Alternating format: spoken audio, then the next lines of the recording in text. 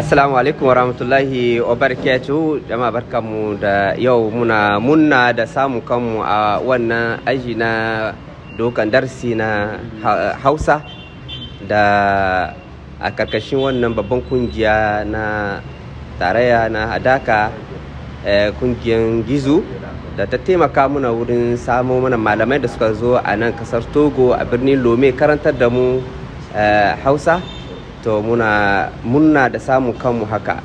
Farko dai ni sunana Anas Garba, ni ne daya cikin kakakin wannan babban kungiya gidauniyar zumunci, kuma ni ne kuma magatakarda na biyu na kungiyar tarayyar Togo. Kuma haka kuma muka samu kanmu cikin wanda suka zo halarta wannan horo domin su koyi Hausan a kan da ya kamata, saboda gobe kuma mu kasance malaman da za su ci gaba da karantar da wannan harshe na Hausa a kasan Togo. Kuma muna fatan za mu ci gaba da neman ilimi da horo, kuma saboda a ce zuwa nan mu za mu zo a kasan Najeriya karantar da mutane dalibai wannan yare namu na Hausa. Kuma gaskiya mun yi murna sosai, kuma mun dan malamin ya taimaka muna, malamin mu Abu Hidaya da muke gode ma. Muna fatan Allah ya saka mashi da alheri, kuma Allah ya koma da shi gida lafiya.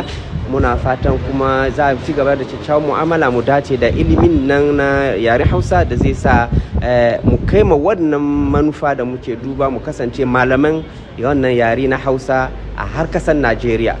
Kuma muna kara godewa, kuma mun lura cewa dalibai baki daya masu daukan horon dukkaninmu mun nasu, kuma an yi murna da samun kai a haka.